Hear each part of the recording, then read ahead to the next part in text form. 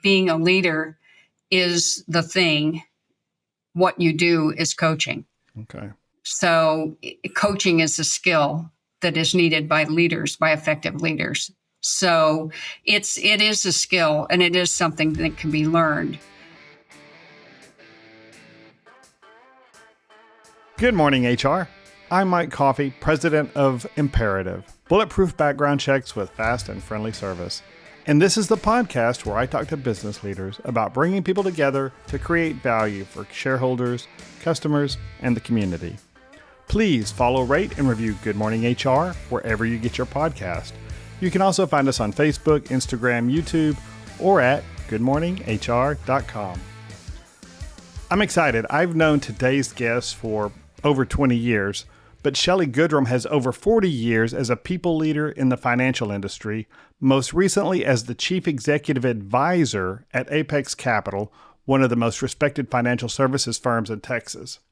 In 2022, Shelley embarked on a new path, becoming an executive coach, where she leverages her expertise in human resources leadership and employee development to serve as a guide to others' personal and professional fulfillment. Welcome to Good Morning HR, Shelley.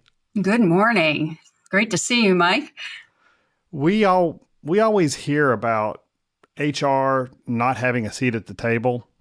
Sometimes that has to do with the organization's leadership. Sometimes that has to do, I think often, with the HR leadership that they have. But I've always felt like the HR leaders who are strategic, but also empathetic, who can coach and develop people's skills and their other employees' leadership skills, are the ones who really make a difference in the organization. And your last title at Apex Capital was Chief Executive Advisor. And I think just the title really sums up to me what an HR leader's role really is. So as we get into talking about coaching today, can we use that title and kind of what your role was there kind of as a starting point to talk about what you did there and how that ties into the coaching idea? Okay. Well, Apex allowed me to stay after I retired. So I was working part-time at the point where I got that title, and I had been replaced. So I was there partially to help my replacement, but more so because we had a new president in the company. And so to help him get acclimated and not have to have the chief HR officer and the chief, the president of the organization both be new. So I was helping him kind of transition, understand the culture, which, at Apex is very strong. Giant, yeah. Yeah.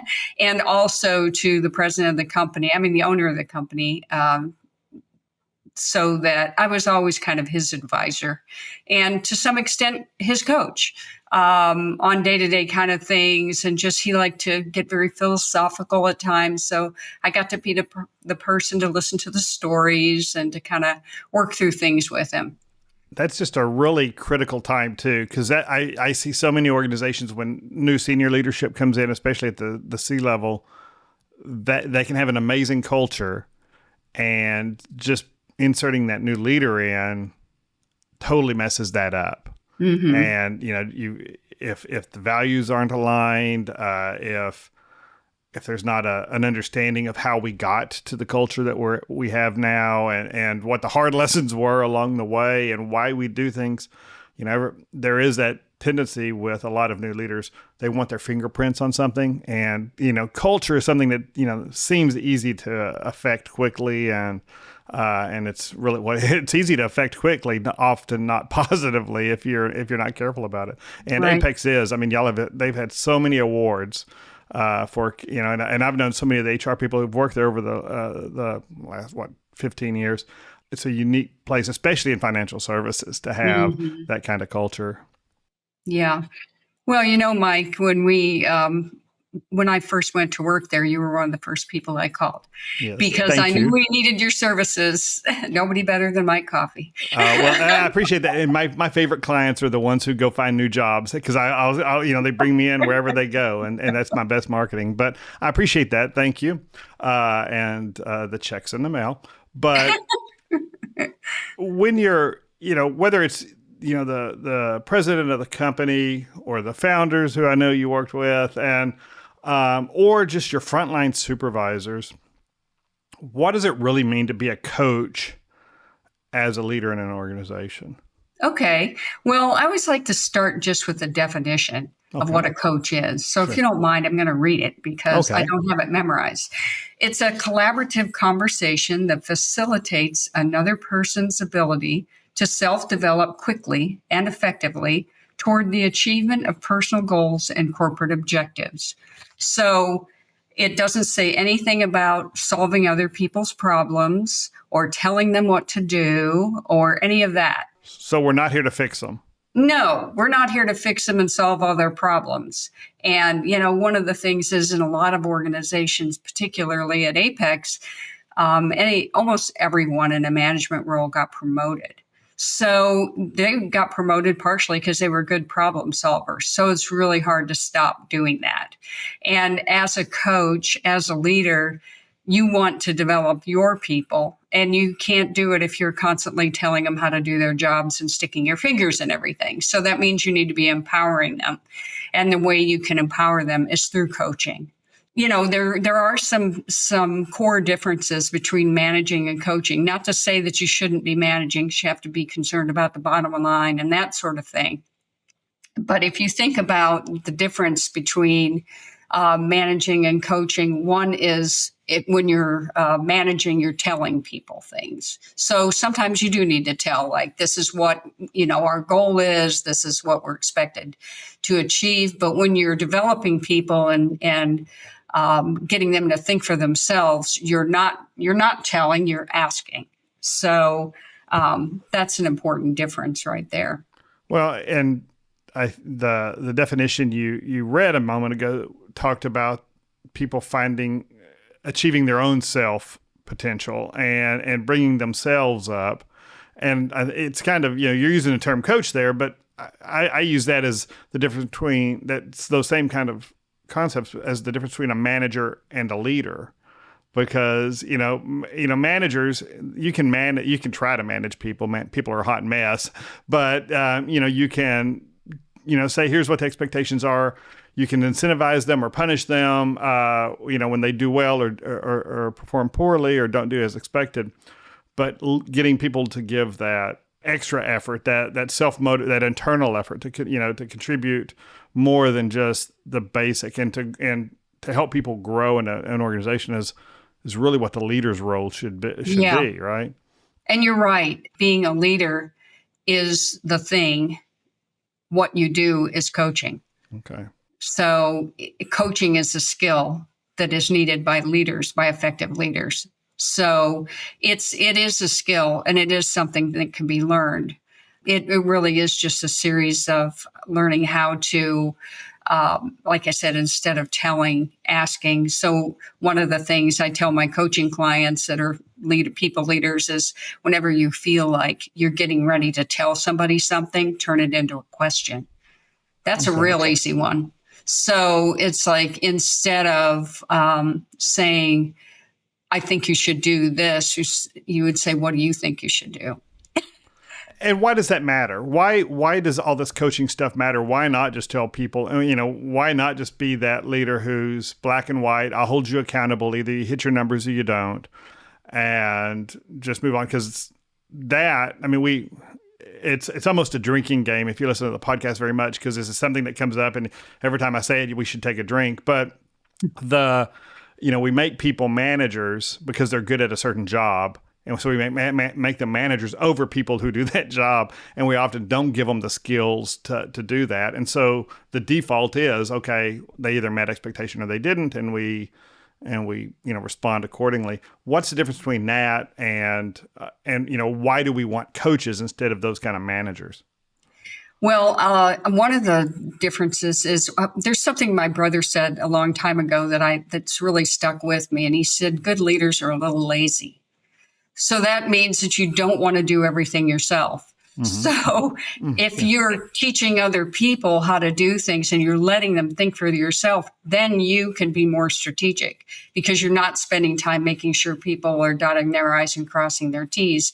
You're thinking about the future and what needs to be done going forward. If you're spending all of your time in the weeds because you don't have your people where they can trust themselves and their own judgment, then you're going to have to be doing more work maybe than you want to.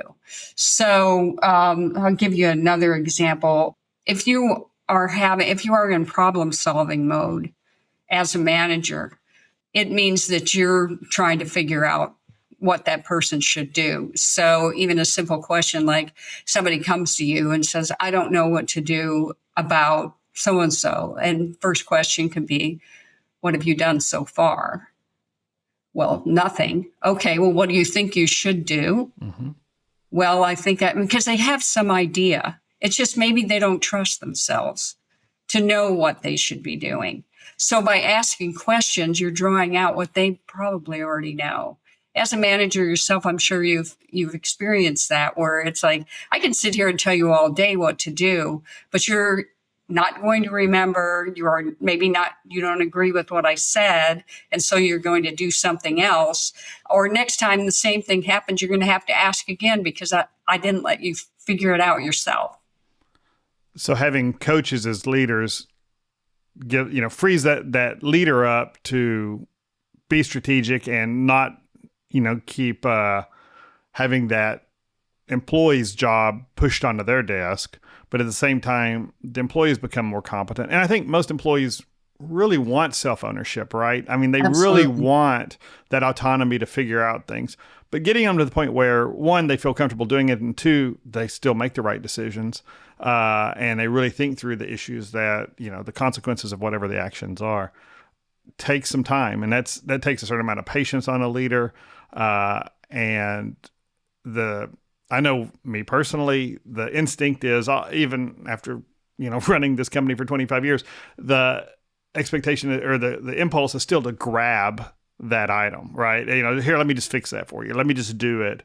It'll be faster and it will be faster this one time if I just do it.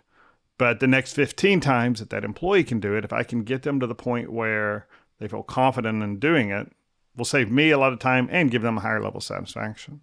Well, let me ask you, Mike, what does it feel like when somebody does that to you? Oh, yeah. Well, I've been married for 27 years, and there's there's still the one person who can get under my skin is my lovely bride, and she will, when she gives me a suggestion that, especially if it's the right answer, it really annoys me, but yeah, and it does. It feels, disempowering, I guess, when those things happen. Yes. And I'm probably worse at it about doing it than she is in her defense. But for instance, I'm teaching yoga now, and she went through teacher training with me as well. And she was in my class the other day, and I made a little screw up. And she whispered, "Hey, no, it's on the right, because I was, and I'm like, "Oh, well, okay, thank you." And then I was like, they were going to do it anyway. They're going to do it, right? I mean, and I don't need you to tell. And so, but of course, in the middle of yoga class wouldn't have been a time for her to say, "Well, are you sure? What would you, she corrected me when I was wrong, and that was fine. But so it's disempowering, and and I think I've cultivated the culture we've got a high level of accountability in our organization, and my employees are able to ask, hard questions of me when they need to. And I think I do a pretty good job now of helping them find the right answer rather than just handing it to them. Because I want them to stick around. Something you said earlier about somebody making a suggestion, that is the same as giving advice. That might be a good time to ask a question when you feel like you're going to make a suggestion. And you mean a suggestion that's just not a suggestion No, it's as a question, right?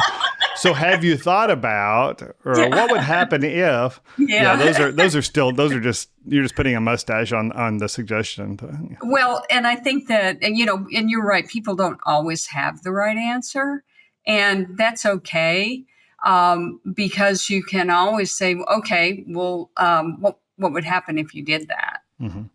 And so they're thinking about, oh yeah, I could do that, but maybe that wouldn't really work out too well. So how do we go, when we know an employee is maybe not going down the right road, and we need them, and we want them to get to the right answer, but we want them to get there themselves. How do we have that conversation? That is such a good question, because if you're listening for a response, you might miss something. So if you're listening fully and not already determining what you expect to hear, you might get an answer that you weren't expecting that's better than what you were thinking. So, ironically, this morning I was reading something. I homeschool my granddaughters, and I was reading something for class this morning. And I read a quote that was, "You stop learning when you start judging." So if you're listening for them to give the right answer, you might miss that there's a different right answer. So if the result is what you are requiring or expecting, that's fine. But their way of getting there, as long as it's not hurting anybody or breaking any laws, might be just fine. So it's not always necessary to, if it's instructional, if you're teaching, if you're training somebody, that's different. If they don't know, don't expect them to give you the right, well, I don't know. How do you think I should? I don't know. I started working here yesterday. I have no idea. So when you're training somebody, teaching them skills, then, coaching looks different. But if it's somebody who's worked for you and, knows their job, and they're just, maybe not wanting to take a risk, or they're afraid of their own judgment or something like that, you can help them build up their self-confidence by letting them find their own solutions. And so those are really when we're solving a problem, right? So I've got a unique thing that I've not encountered before. And, maybe I go to my leader and say, hey, this isn't, this thing's come up. What do we do? And then the leadership should say something along the lines of, well, what do you think we should do? Or what would you, if I weren't here, what would you, prescribe for that? And then they just having a conversation around what that would flow like and what the outcomes might be. Yeah. But what about, on the other extreme? It's good to have good coaches, but somebody's got to be coachable too, don't they? I mean, I think we've probably all worked with people who have a hard time either taking the risk of being right, or, taking the risk of taking that initiative, or on the flip side, is so certain that they're right in every circumstance that they encounter, that they really can't receive, that kind of feedback or the the little nudges about, well, let's think about this. Yeah. Well, in the context of being a coach, and that's what I do.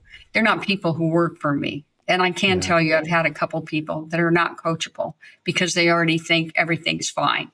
Well, everybody can use some development and that sort of thing. Some people, it does take a certain amount of self-reflection and that sort of thing to be coachable. And so there are going to be people that are not good candidates for coaching. If they're your employee, they're probably having some other problems too. So if you're willing to have somebody work for you that's not coachable, that's a choice. But if they're not coachable, like I said, there's probably something else that they're not doing well. And let's take a quick break. Good Morning HR is brought to you by Imperative, bulletproof background checks with fast and friendly service. For 27 years, Imperative has helped risk-averse clients make well-informed decisions about the people they involve in their business. Whether that means very thorough pre-employment background checks, know your customer or anti-money laundering investigations, or other kinds of business due diligence, if there are people involved, there's risk involved. We help businesses mitigate that risk. You can learn more at imperativeinfo.com. If you're an HRCI or SHRM certified professional, this episode of Good Morning HR has been pre-approved for 1/2 hour of recertification credit. To obtain the recertification information, visit goodmorninghr.com and click on Research Credits. Then select episode 139 and enter the keyword Goodrum. That's GOODRUM. And if you're looking for even more recertification credit, check out the webinars page at imperativeinfo.com. And now back to my conversation with Shelley Goodrum. So, Apex is famous for having an amazing culture. Would you say that's is there a cultural dynamic to being, having a coachable culture where that just happens, or is it one-sided? Is it just primarily focused on the leaders being good coaches, or is there something about a culture that really makes coaching easier? Well, I think if you have an organization where there's a feeling of trust, so where if you work in an organization where people are not trusting and there's a lot of backstabbing and that sort of thing, it might come across as, not genuine. And if you're not living what you're expecting, then that's not going to work. So, being a good role model, your behavior needs to reflect what you expect of others. But that trust and empathy are extremely important. And if you're in an organization that has neither one of them, it's probably not going to work very well. Maybe with individual leaders in their department where they have, you always have those little enclaves in bad companies where people have learned how to operate within the dysfunction, and so it might work within their team. But organizations that don't have a good coaching environment are probably dysfunctional to the point of maybe not doing very well. Yeah, and that's and I've seen, like you said, those little pockets in organizations, and most of my experience has been those pockets are like they've got a great HR leader. And that person is insulating their team, and wherever they have the opportunity, they're trying to make life better for other employees. But I know of one privately owned company that was pretty large here in Fort Worth that was acquired a couple of years ago, and the founder was bombastic and yelled and screamed and had hired a C-level team that emulated his behavior, except for the HR person, and so they had crazy attrition and, just very low morale. And the HR person, the VP of HR that came in hung in there as long as they could, until the sale of the organization, and made it his mission to impact, protect his team, but also impact the rest of the organization. And it was really just one of those things where it's one employee at a time, because there wasn't going to be a leadership change. And, and those, talk about not coachable, I certainly think he tried over time. Just here's just the straight financials. Here's what the turnover is costing, and here's here's what this low engagement is really costing you, and putting hard numbers. But, I see, I totally get it. We need to make all the other managers change their behavior. But even when senior leadership doesn't, that's how it is. Yeah. Yeah, I worked for an organization. I lived in Maryland for a while, and I worked for an organization that was, it was an association. And I mean, a large, very important association. I won't say who, but the senior leadership team was so dysfunctional. And so I wanted to bring in the 5 dysfunctions of a team program. Patrick and, Lencioni. And I introduced it to the senior leadership team. I said, I'd like to do this program. And they go, okay, that's fine. I go, okay, you have to go through it first. And they said no. So I said, then I'm not doing it. Right. Yeah. Because if you're not willing to go through it, then it's not going to work.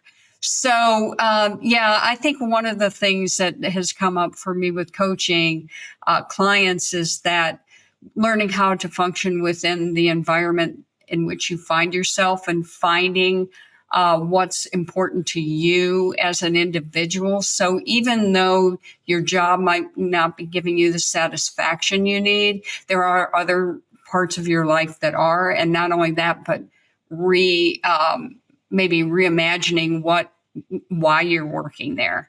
Is it because, the pay is good and you're, trying to have the experience on your resume? Why are you there? If it's so terrible, why are you there? Because you are there. So you're making the choice every day to go there. Right. So let's get it why you're there so that you can make it an experience that's bearable for you and you can keep your integrity in the process. So you can show up in a bad environment as being, very centered and, setting appropriate boundaries with the people you work with so you don't walk away, at the end of the day feeling like you've been beaten.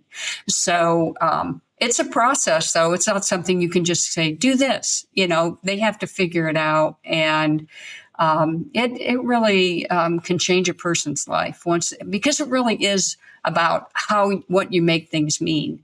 And if you're creating negative meaning out of everything, that's what you're going to get.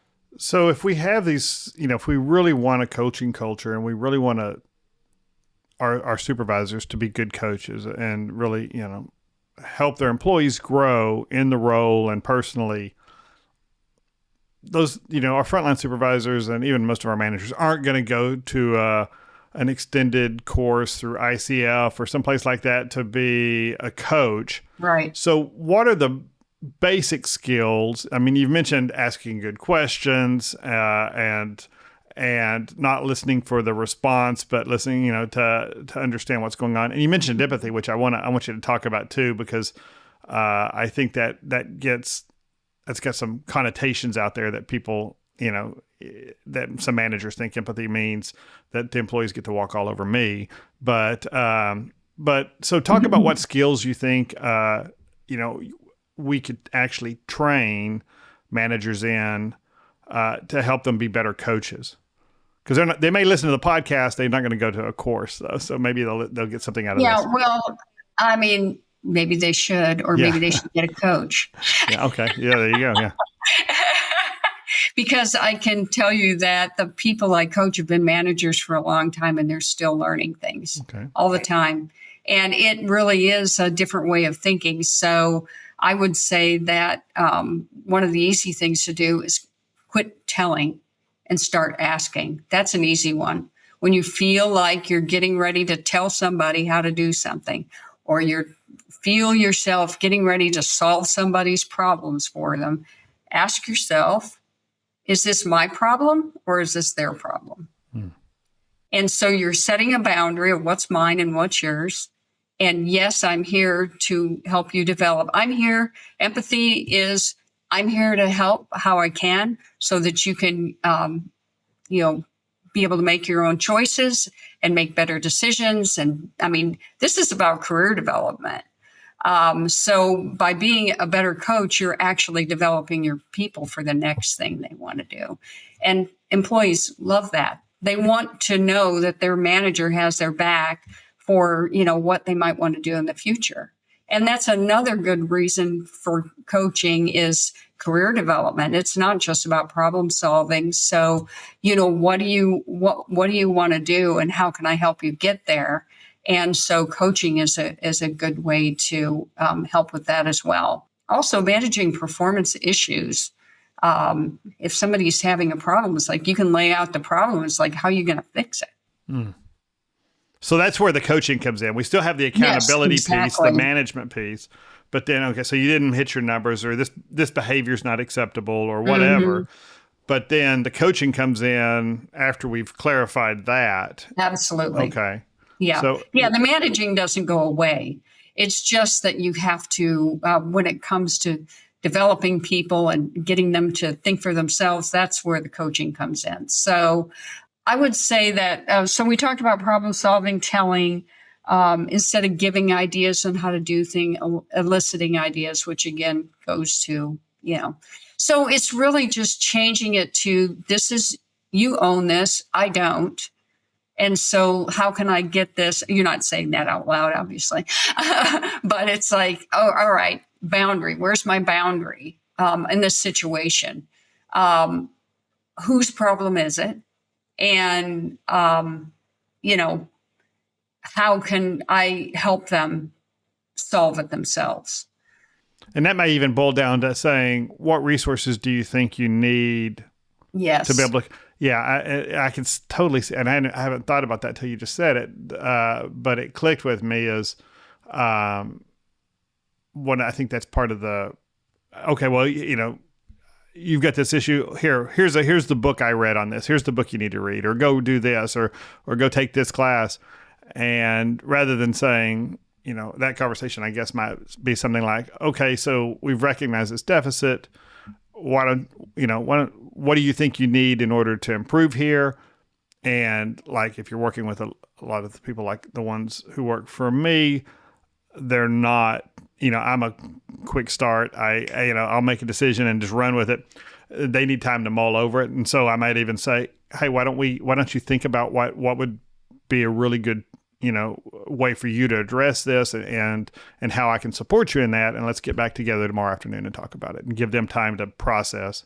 Yeah, because if they feel like they're missing some information, nobody wants to get a problem dumped in their lap that they haven't, had to solve before. It's kind of like, I've noticed that even with the homeschooling, both my granddaughters are teenagers, so it's no joke. Bless your heart. Teenagers. And so, but if I dump something on them and go, okay, here's this assignment, and they're going, I have no idea where to even begin to do this. So you can't do that. You need to say, what do you need? What resources do you need? What part of it do you not understand? So you're not solving it, but you're setting them up for success. And then if they come back, like you said, you give it to them, they come back the next day, and you're looking at it and you're going, then you are asking questions. It's like, where did this come from? Or how did you arrive at this, or that sort of thing, so that you can get their thought process. Because you can also figure out that maybe they didn't fully understand the assignment, or they didn't, their thought process is not good. Right. That happens with teenagers and employees, right? So, yeah. Well, and so okay, so I want to be a good coach, but they come back with something that's clearly not going to be the resource that's really going to get them to what they want, and either it's maybe it's a lack of effort, or maybe it's lack of understanding, or maybe it's just a lack of experience to not even know where to go. Like, if it's, maybe it's a technical skill, or maybe it's, something that they need to understand deeper. And they come back with something that's not, we can see is not the right answer after we've digested it with them. What does that follow-up conversation look like, so that I'm not disempowering them, but I'm giving them a little bit more navigation into the right area? Yeah. Well, and it's okay to say, okay, that's not what I was looking for. Okay. So I think that when you were talking before about empathy, where it's like making it feel like your employees can walk all over you, that's the same thing here. That's not what you're doing. Okay. You're not just accepting bad answers. If they have a bad answer, they need to know they have a bad answer. And sometimes, I'm going to get off on a different topic. I need to stay clear of that right now. But if you say, well, this is what I was really looking for, how did you get to this? Right. Yeah. So again, it's like, okay, well, I did this and I did that. Okay. Why did you use that resource? What were you thinking when you used that resource? So that you can understand how they arrived at what they did. And then, if that happens, if they're coming back again and you're having the same issue, then you have a performance issue. Mm-hmm. And I do have it's interesting because I have a friend who owns this business, and his idea, and we've talked about it a lot, and we're on different pages on it. But his idea is, if he sees that an employee is going down the wrong road, he won't intervene. He'd rather them fail and learn from the failure, which I understand, but I think can be also be very demoralizing when it's a big investment of their effort and time. And he's got information that he knows would be valuable to them, and he's withholding it. Where would you balance that? I don't think it's cruel on his part to want to see them fail, but there's that, how far do you let them go down the path and waste their own time and the company's resources maybe, but their own, their own mental effort and their own personal investment on something that's not going to get the outcome that, professionally developing, especially for them. Well, I think that can be kind of an I gotcha. So I would say that the thing to do is at the beginning is to have an agreement of, I'm going to let you do this. I'm going to let you go all the way through. And because I want to see how you solve this. And just know that if there's something wrong, I'll let you know, but not until you're finished. Yeah, that seems fair. And then, but you're saying right up front. Yeah, you have to say it up front. You're making this choice. Yeah, I mean, I'm going to leave this to you, and but I think before they get to the point where they're making a decision, the information that I have that they don't have, the qualitative information, maybe I do share that, so that or at least in setting the right guidelines about the outcomes. Yeah. And this is what the outcomes really need to look like. And this is what your deficits, as I see them, and, that are, that you need to improve are, whatever that is. And then let them go down the road to figuring it out and say, I'm going to let you own that. Yes. But you also own the consequences of whether it works or not. I think the thing is that one of the things, everybody loves to have choices. So if you were at the beginning of the conversation, say we can do this two different ways. One is that if I see you're going down the wrong path, I'll tell you right away. Two is to let you just go through it. Which would you rather do? There you go. And so they get to make the choice. And then one of the great coaching phrases is when you ask somebody to do something, instead of saying, okay, now you're doing blah, blah, blah, are you willing to do it? Because you want to get their buy-in. And so asking someone if they're willing is much more effective than just saying, are you going to? Because now you're getting commitment by they say, yes, I'm willing to do that. Interesting. So, okay. And so, so I think if anytime you can give choices is always better. But the more conversation if it's a new thing and somebody's really afraid, it's going, you know what, we're not going to publish anything, or we're not going to do anything with it until, it's the way it needs to be. But I want you to go through the process so you can learn. And so if you make mistakes, that's fine, because I bet you'll remember it next time. So, anyway, it just really is what you have. And that's where empathy comes in too. It's like, I want to be real upfront at the beginning of how this is going to work and what my expectations are, give you the opportunity to ask questions, have some choices along the way. Maybe you can't make a full choice, but, within the project, there might be some choices you can give them where they get to make.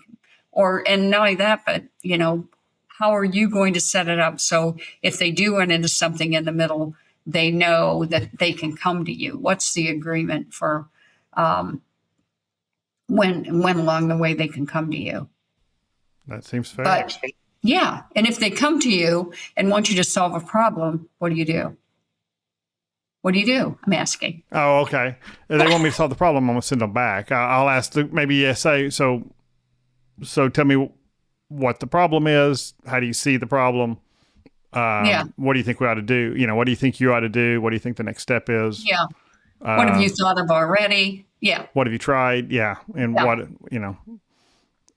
information do you think you're missing? Whatever, to help them. Yeah.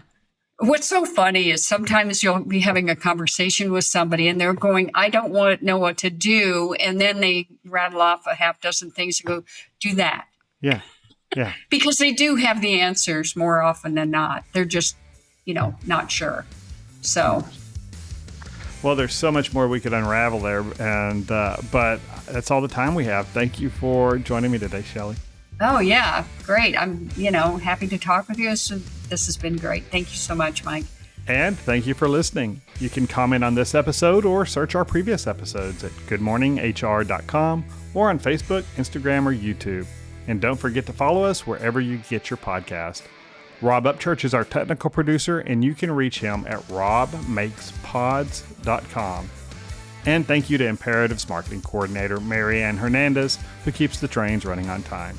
And I'm Mike Coffey. As always, don't hesitate to reach out if I can be of service to you personally or professionally. I'll see you next week, and until then, be well, do good, and keep your chin up.